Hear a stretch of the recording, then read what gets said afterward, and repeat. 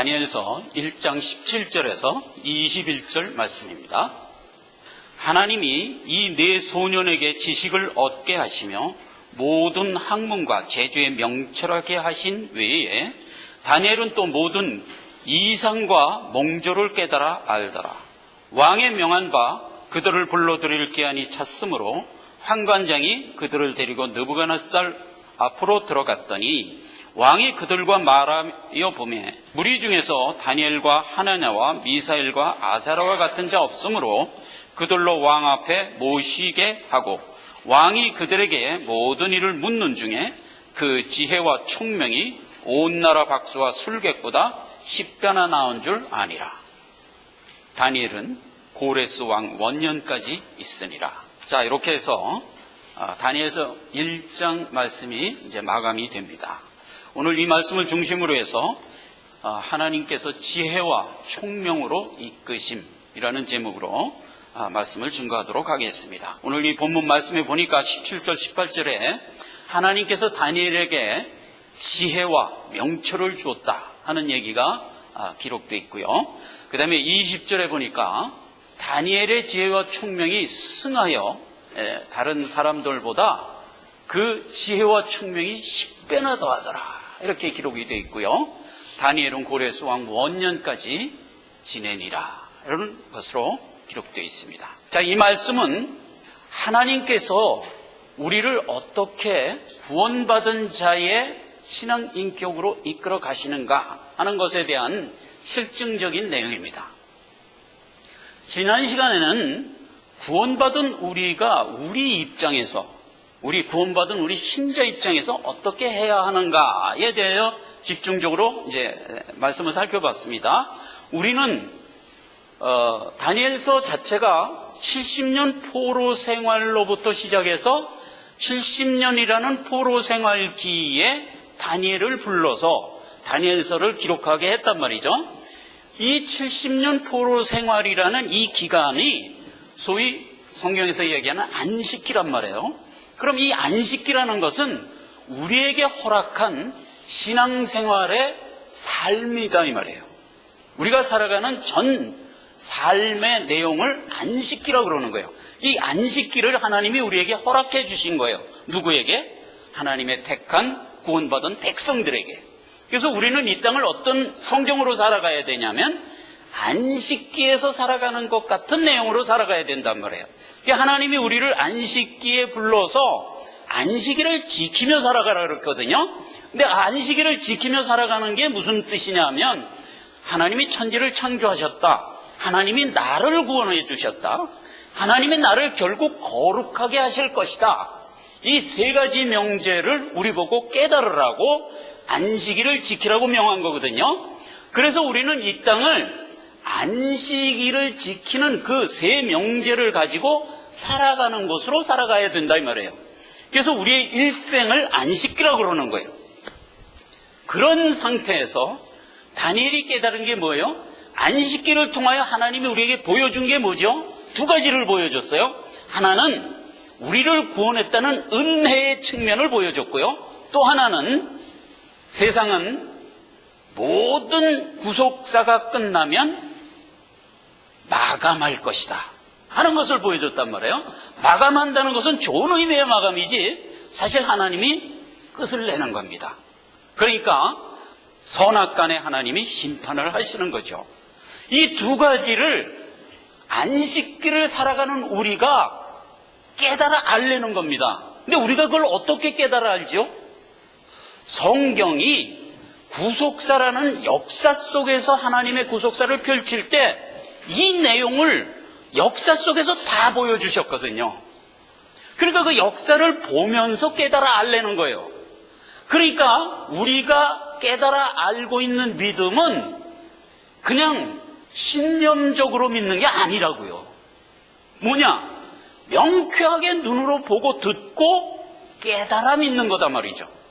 그렇게 하도록 하나님이 구속사 속에서 역사 속에서 그 모든 하나님의 섭리가 실제로 증언되어 이루어지는 것을 우리 눈으로 목도하게 해주셨단 말이에요. 어디서? 역사를 통해서. 그러니까 그걸 보면서 우리의 믿음을 더 분명하고 확실하게 냉철하게 가지고 가라, 이렇게 명한 겁니다. 그래서 그거를 구약에서는 뭐라고 그랬다고요? 샤모, 믿는다 이 말이에요. 신약에서는 때레오, 우리 말로는 믿음, 영어에서는 빌리브, 이런 말로 우리에게 기록해 준 거예요. 그래서 우리가 믿는 것은 샤모의 믿음이며 때레오의 믿음이며 빌리브, 믿는 것이며 명철하게 믿는 것이다 이거예요. 알고 믿는 것이다 이거예요. 세상 사람들은 우리의 믿음을 뭐라고 조롱한다고 그랬죠? 샤머니즘이라고 조롱한다고요. 이건 전혀 잘못된 얘기라고요. 샤머니즘이라는 것은 내용 없이 믿는 걸 얘기하는 거예요. 우리는 그런 게 아니다. 내용 갖고 믿는 것이다 말이에요. 그걸 이제 지난 시간에 우리가 살펴본 겁니다. 자, 오늘은 하나님 입장에서 보자 말이에요. 하나님 입장에서. 지금까지는 우리 입장에서 봤어요. 우리 입장에서 우리가 받은 구원이 이렇게 확실하게 흘러간다 하는 걸 이제 우리가 봤지만, 오늘 이 시간에는 하나님이 우리를 어떻게 이끄시는가를 하나님 입장에서 보자 말이에요. 첫째, 하나님이 우리를 거듭난 자로 부르십니다. 즉 영생 가지고 구원받은 자로 우리를 부른단 말이에요. 그 얘기를 하는 겁니다. 자, 골로새서 1장 18절에 보니까 그는 몸인 교회의 머리라. 그가 근본이요 죽은 자 가운데서 먼저 나신 자니 이는 친히 만물의 으뜸이 되려 하시며 해서 주님이 친히 우리의 머리가 되기 위하여 이 땅에 오셨단 말이에요. 그 실제로 머리가 되셨단 말이에요. 그게 이제 우리를 거듭나게 한, 말하자면 구속사의 하나님의 능력이세요. 하나님 십자가에 우리 죄를 대신하여 죽으심으로 우리가 씻을 수 없는 그 죄를 우리로 하여금 씻게 해주셨다고요. 그 은혜를 우리에게 베풀어 주셨다는 얘기예요. 그래서 거듭난 자가 된 겁니다. 우리의 노력과 땀과 우리의 원함으로 된 게 아니라니까요. 하나님이 먼저 그렇게 하셨단 말이에요. 그렇게 해서 일단 구원받은 자로 일단 만들어 놓고 시작하는 겁니다. 하나님은. 그리고 나서 키워나가는 겁니다. 그 이제 순서를 우리가 알아야 되는 겁니다. 에베소서 4장 13절에 보니까 우리가 다 하나님의 아들을 믿는 것과 아는 일에 하나가 되어 온전한 사랑을 이루어 그리스도의 장성한 분량에 이르기까지 자라나도록 우리를 이끄신다 하는 얘기입니다. 계시록에 가면 1장에 이 하나님의 구속사를 영적으로 잘 서술해 줬어요. 그 내용을 제가 잠깐 소개합니다. 계시록 1장 13절에 보면 촛대 사이에 인자 같은 이가 발에 끌리는 옷을 입고 가슴에 금띠를 띠고 그 머리와 털의 희기가 흰 양털 같고 눈 같으며 그의 눈은 불꽃 같고 15절입니다. 그의 발은 풀무에 단련된 빛난 주석과 같고 그의 음성은 많은 물소리와 같으며 그 오른손에 7 별이 있고 그 입에서 좌우에 날성검이 나오고 그 얼굴은 해가 힘있게 비치는 것 같더라. 자, 여기가 무슨 얘기냐? 예수님을 묘사한 건데 예수님이 손에 뭘 들었다고요? 7 별을 잡고 7 금촛대 사이를 다니세요. 그리고 입에서는 뭐가 나와요? 날선검이 나온다고요. 그런 모습을 요한이 딱 본 거예요. 자, 요게 오늘날 우리에게 역사하시는 하나님의 모습이에요. 즉 하나님이 우리에게 교회의 모습으로 오시는 거예요. 그 얘기는 계시록 1장 마지막 절에 잘 해석이 되어 있어요. 7 촛대는 교회다 이렇게 아주 딱 해석을 해주고 있어요. 그 다음에 7 별은 하나님의 말씀의 사자다 이 말이에요. 그러니까 예수의 증거는 대언의 영이라. 즉 예수 그리스도가 자기가 한 모든 구속사를 선포해야 될 거 아니에요. 가만히 하나님만 가지고 계시면 우리가 어떻게 알겠어요? 알도록 선포를 해준단 말이에요. 그 선포하는 게 7 별이다 말이죠. 그러니까 7 별은 교회에 항상 함께 있는 거예요. 즉 교회에는 하나님의 말씀이 대언되는 역사가 있단 말이에요. 그걸 별이라고 그러는 거예요. 대언의 영이라. 그 대언의 영을 여기서는 또 뭐라고 얘기했어요? 입에서 나오는 날선검이다 이거예요. 그 날선검은 나중에 히브리서에서 뭐라고 해석되어 있어요? 하나님의 말씀은 살았고 운동력이 있어 좌우의 날선검과 같이 예리하여. 우리의 관절과 골수를 찔러 쪼개기까지 하며, 이게 말씀이잖아요. 즉 하나님은 우리에게 어떻게 역사하냐? 교회 안에서 말씀을 선포함으로 우리의 심령이 은혜를 받도록 역사함으로써 우리를 이끄신다고요. 그 얘기예요. 그 얘기가 지금 다니엘서에 말하자면 기록되어 있는 겁니다. 하나님이 다니엘에게 지혜를 더하사. 그러니까 말씀을 자꾸 들으니까 우리가 지혜를 더하지요. 그래서 주변에 있는 다른 사람보다 어떻게 된다? 그 지혜와 총명이 10배나 더하니라. 인생을 살아가면서 천성에 대한 진리의 지식이 없는 자를 무식하다고 그러는 겁니다.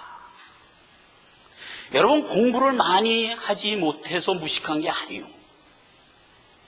수학 남보다 좀 더 잘하고 무슨 학문, 어떤 학문을 남보다 더 잘하는 것은 사실상 유무식의 척도가 안 됩니다. 왜냐하면 그러한 학문들은 우리가 이 땅을 살아가는 동안에만 유익한 거예요. 우리가 이 땅을 하직하면 아무 소용이 없는 거예요. 그리고 그 학문이 우리를 영생으로 이끌질 못해요. 우리가 그냥 이 땅에 살아가는 동안만 우리의 육신을 유익하게 할 뿐이에요. 물론 하나님이 그것도 허락하셨어요. 왜냐하면 우리가 어땠거나 수한 동안 이 땅을 살아가야 되기 때문에 그 살아가는 수한 동안 하나님이 주시는 영육간의 지식을 우리가 가져야 돼요. 그 영육간의 지식 중에 일부지 그 지식으로 우리는 영생에 이를 수가 없어요. 그러니까 하나님이 별도로 우리에게 영의 지식을 주는 거예요. 그 지식을 우리가 받고 살아가, 즉 천국의 소망을 가지고 살아가는 것만이 진짜 지식이에요. 그걸 아는 자를 유식하다고 그러는 거예요. 그걸 모르는 자를 무식하다고 그러는 거예요. 그러니까 유무식에 대한 정의를 우리가 영적으로 잘 분별할 줄 알아야 돼요. 그렇다고 해서 세상 지식은 다 소용없어가 아니에요.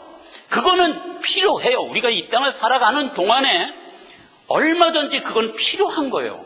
그래야 우리가 이 땅을 또 영위하면서 살아가니까.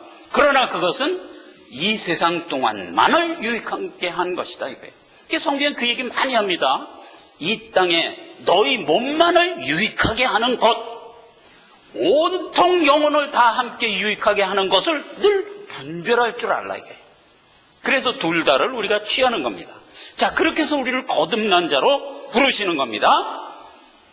그 다음에 거듭나서 우리를 어떤 인격으로 우리를 키워가냐? 사랑하는 자로 키우는 거예요. 사랑하는 자로. 이건 굉장히 중요합니다. 그거는 제가 이제 말미에 요거에 집중해서 말씀을 이제 마감하도록 하겠습니다. 사랑하는 자로 키우는 거예요. 그게 영생 가진 자의 말하자면 모습이거든요. 누가복음 2장 12절에 보면 예수님이 아기로 태어나서 자라나는 모습을 이렇게 얘기했어요. 예수는 그 지혜와 키가 자라가며 하나님과 사람에게 사랑스러워 가시더라. 예수가 아기잖아요. 아기인데 이제 우리 소희처럼 이렇게 자라납니다.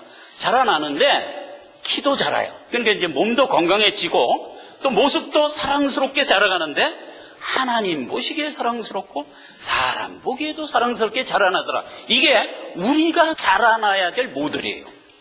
그러니까 우리는 늘 하나님과 사람에게 사랑하는 자로 자라야 돼요.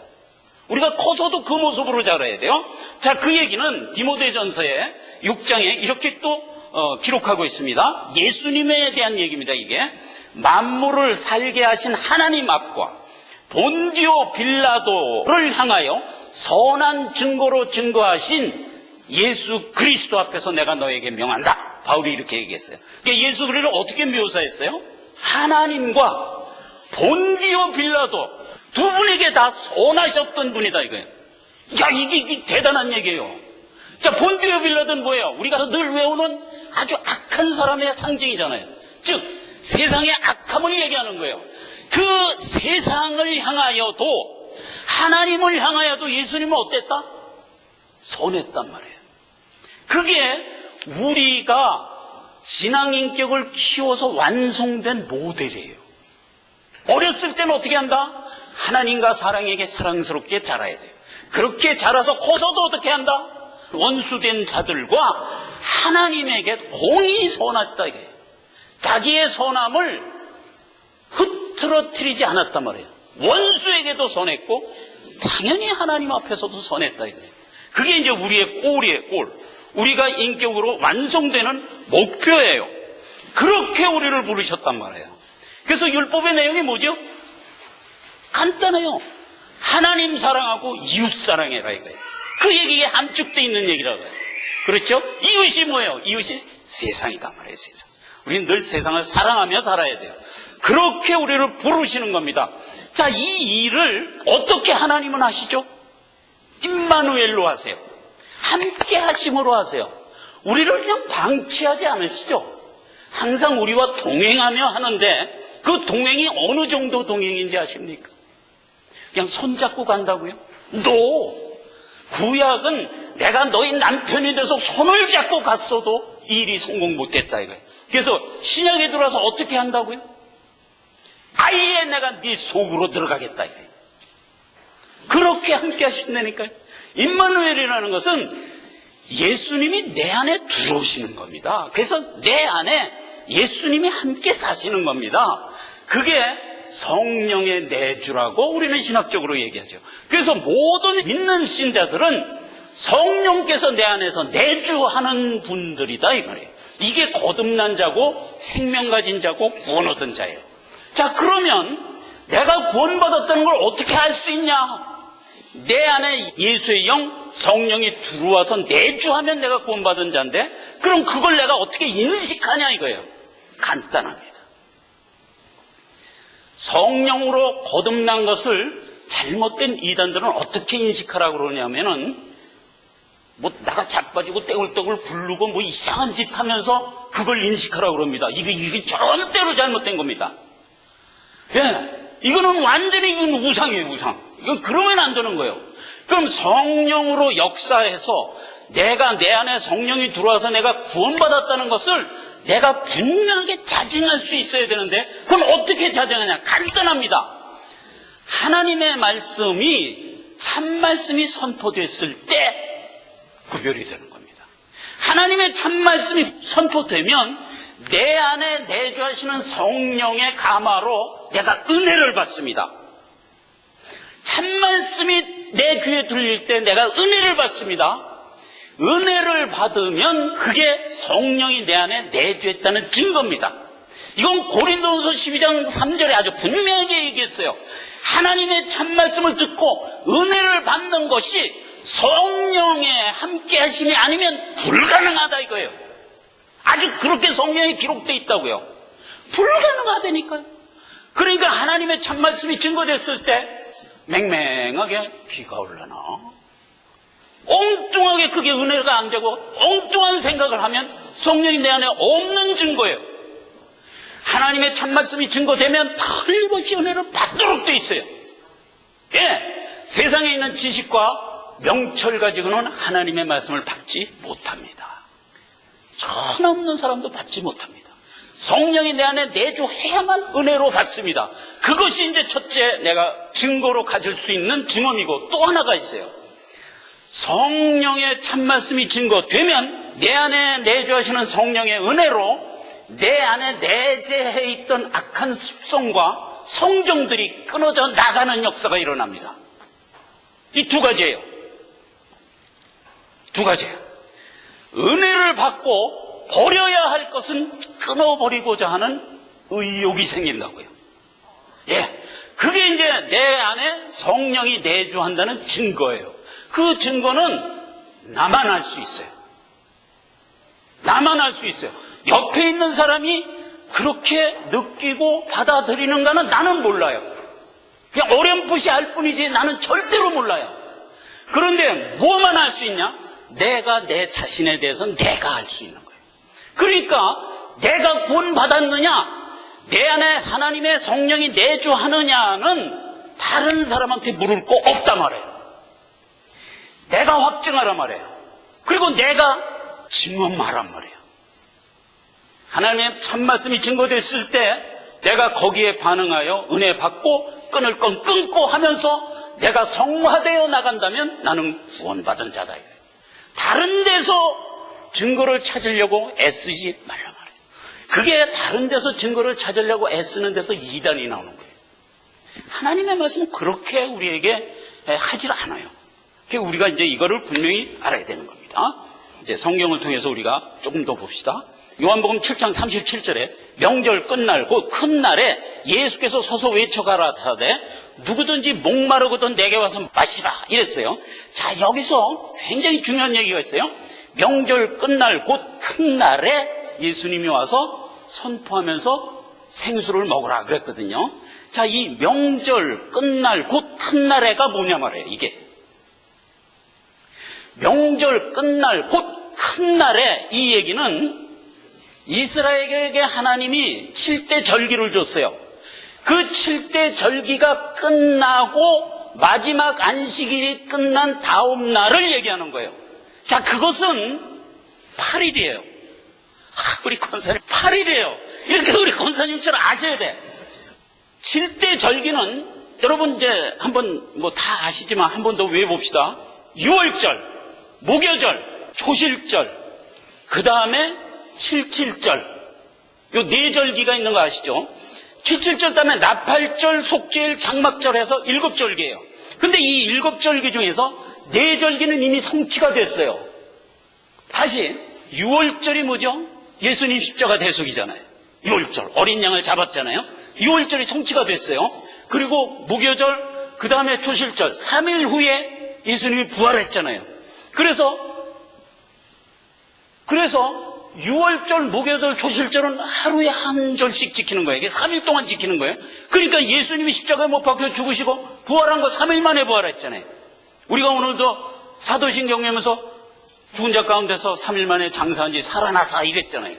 그렇게 해서 3일에 이제 예수님이 부활했어요. 그게 초실절이에요. 그리고 나서 50일 있다가 뭐가 왔죠? 오순절. 그 성령이 임하셨잖아요.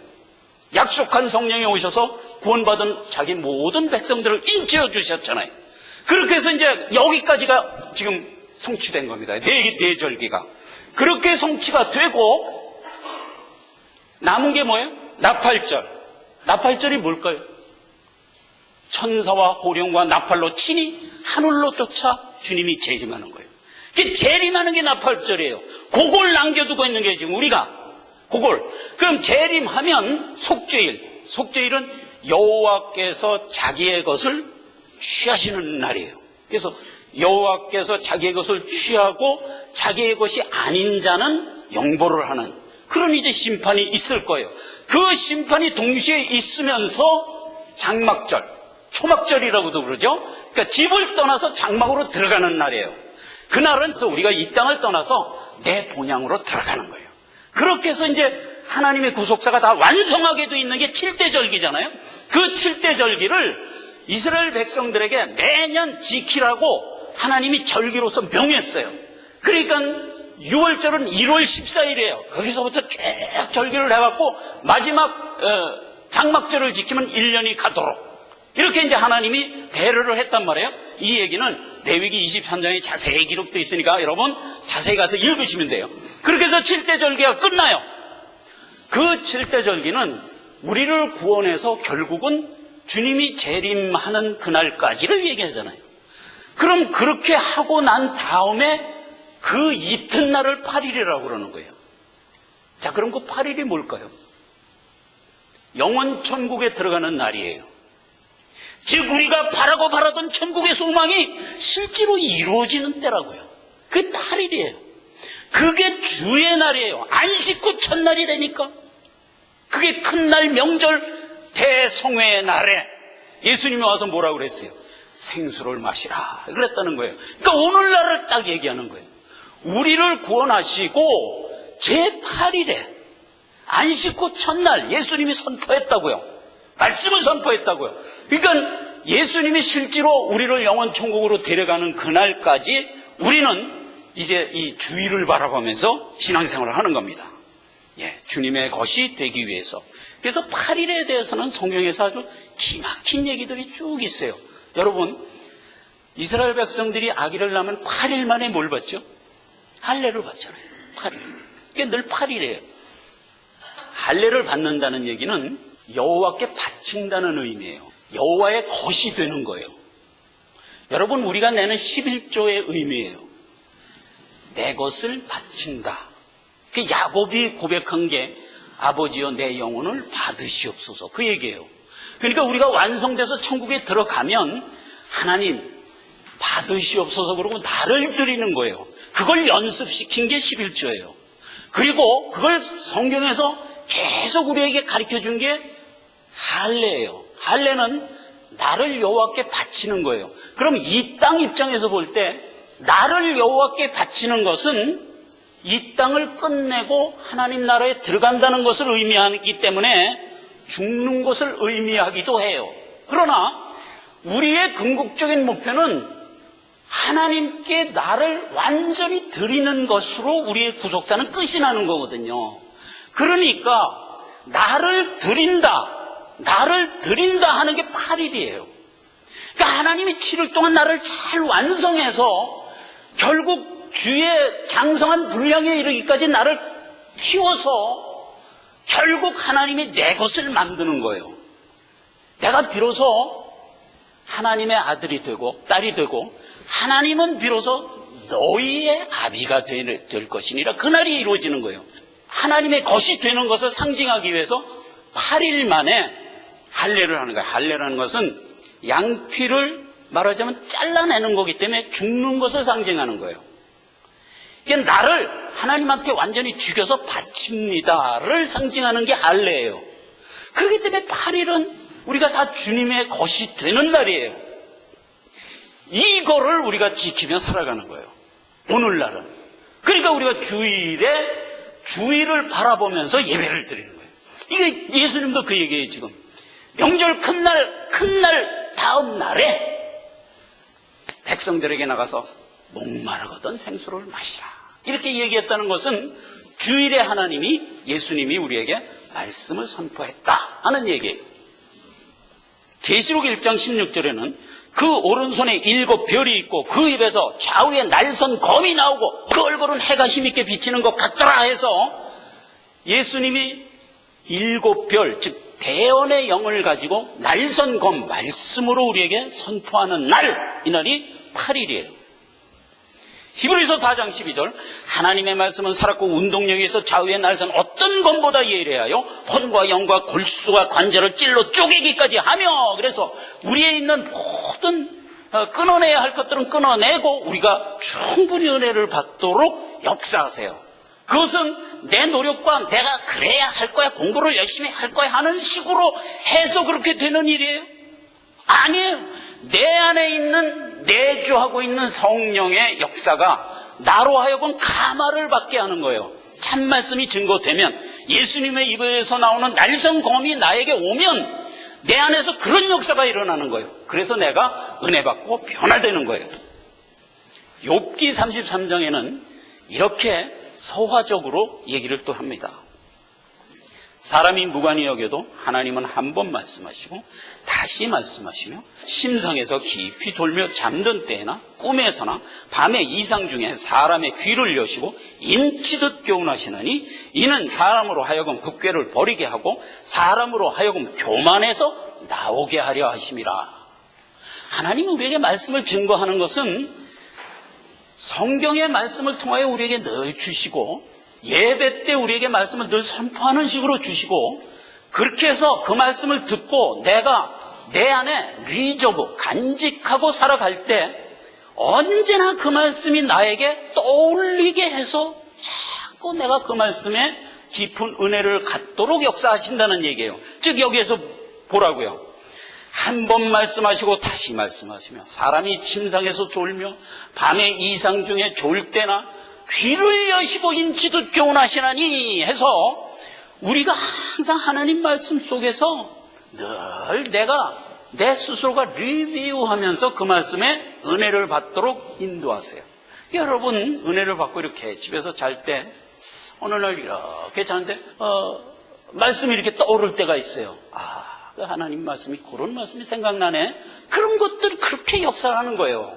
그렇게 해갖고 이제 우리가 그 말씀이 점점 믿음으로 굳어져서 우리의 신앙의 인격이 자라가도록 이렇게 이끄신다 하는 얘기입니다.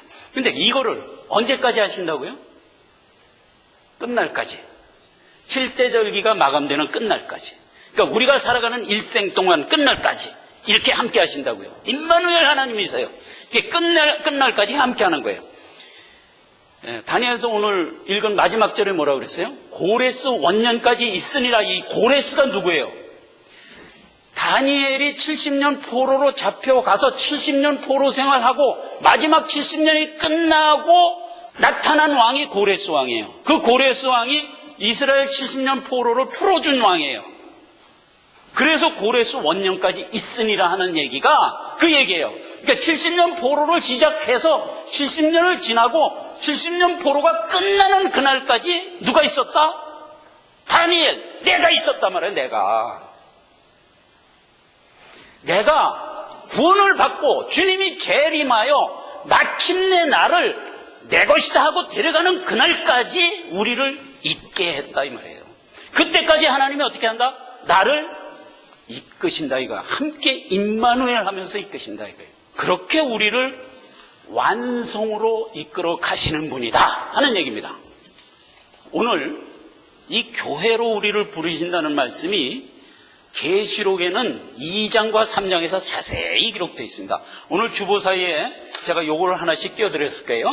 요거는 이제 7 교회에 하나님이 주신 교훈을 제가 이렇게 요약한 얘기입니다. 요 얘기대로 우리를 이끄시는데 맨 먼저 있는 교회가 에베소 교회죠. 자, 그 얘기를 잠시 보겠습니다. 7 교회는 사도 요한이 살던, 이게 요한계시록은 사도 요한이 살던 때잖아요. 요한계시록은 사도 요한이 살던 시절에 소아시아에 실제로 있었던 교회입니다. 이 화면을 잠깐 볼까요? 한번 당겨보세요. 자, 요게 유럽인지 금방 아시겠죠? 자, 근데 유럽인데 여기 보면 여기가 터키예요. 여기가 이스라엘이에요. 요 지역의 사도 요한이 요한계시록을 쓰던 시절에 반모섬이라는 요 섬에 갇혀서 썼어요. 그리고 요 터키 지역에 7 교회가 있었어요. 그 7 교회에다가 사도 요한이 편지를 쓴 거예요. 그 다음 장면 넘겨봅시다. 여기를 좀 확대하면 이렇게 돼요. 자, 그래서 여기 에베소, 서모나, 버가모, 루아디랴, 사데, 빌라델비아, 라오디게아. 그렇게 해서 7 교회가 이렇게 있었고요. 요 도로는 오늘날로 말하면 순환도로 같은 거예요. 그러니까 로마 제국이 만든 물물 교통을 위하여 만든 순환도로예요. 요 순환도로에 중요 도시들이 이렇게 있었고 그 도시마다 7 교회가 있었어요. 그래서 그 7 교회에다가 사도 요한이 요 반모섬에 갇혀서 계시록을 쓰면서 편지를 보낸 거예요. 그런데 이 7 교회가 사도 요한 시절에 있었지만 나중에 세월이 이렇게 흐르고 역사가 흐르면서 역사의 한 시대마다 한 교회씩 특징적으로 보여주세요. 야, 요런 또 역사를 하나님이 하세요. 그래서 어떤 특정 시대에 있었던 교회들에게 아래 7 교회의 영적 처지가 극명하게 재현되는 것을 역사를 통하여 보게 해주세요. 누구로? 우리로. 우리가 역사를 통해서 그걸 보는 거예요.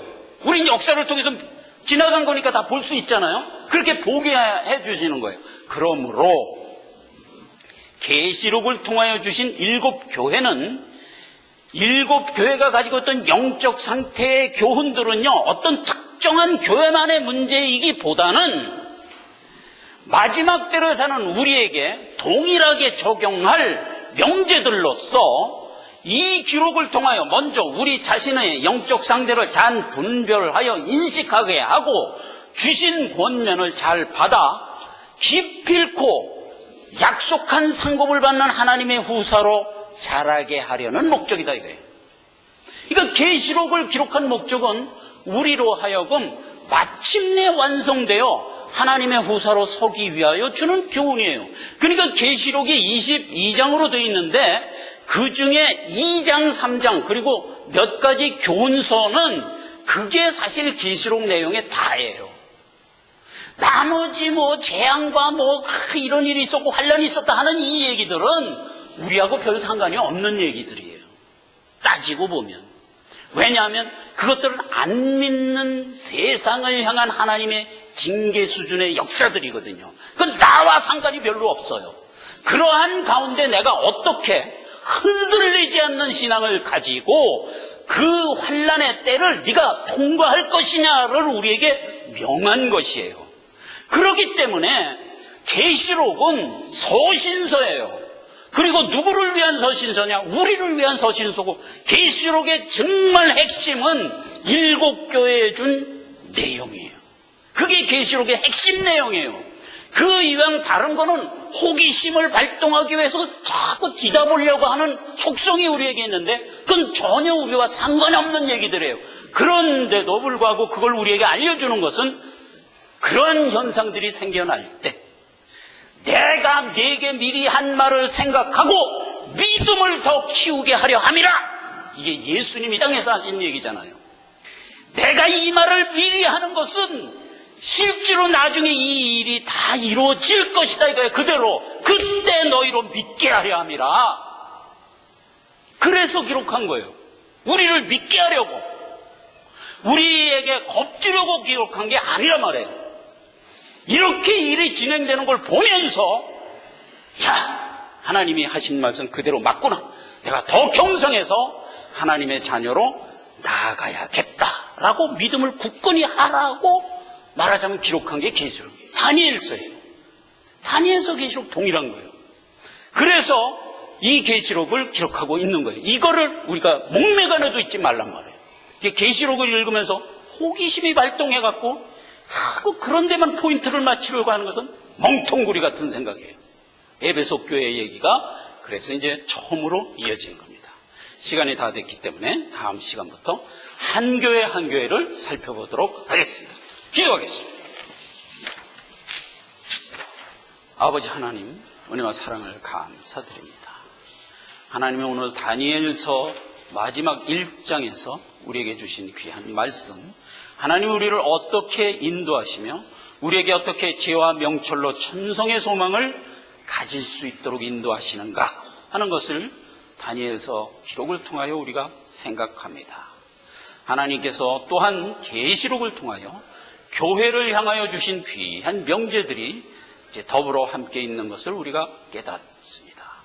하나님이 주신 이 귀한 말씀을 말세를 사는 우리가 꼭 지켜서 하나님께 나아가 마침내 하나님이 원하는 그 수준에까지 우리의 인격을 잘 키워나갈 수 있도록 우리에게 능력 주시고 힘 주시고 의지 주셔서 이 길을 틀림없이 미싱하지 않도록 하나님 복의 복을 더하여 주시옵소서. 예수님의 이름으로 기도했습니다. 아멘. 자, 다 함께 일어나셔서 찬송가 부르고 예배합니다.